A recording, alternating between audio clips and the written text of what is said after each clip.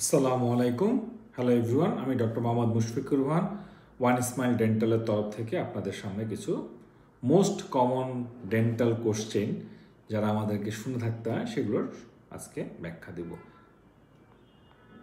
এক, কতদিন পর পর টুথব্রাশ চেঞ্জ করতে হয়? সাধারণত এর কোনো সিলেক্টিভ উত্তর নেই, তবে আমরা বলে থাকি যে যতদিন আপনার ব্রিসেলগুলো সোজা আছে ততদিন পর্যন্ত, সাধারণত 2 থেকে 3 মাস পর ব্রিসেল বাঁকা হয়ে যেতে পারে। এটা ডিপেন্ডস করতেছে রুগীর প্রেশার দিয়ে দাঁত ব্রাশ করছে।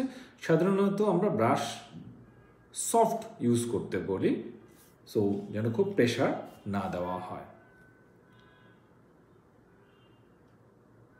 দিনে কতবার ব্রাশ করা জরুরি? দিনে 2 বার ব্রাশ করা উত্তম। এক, রাত্রে ঘুমানোর আগে এবং সকালে খাওয়ার পরে।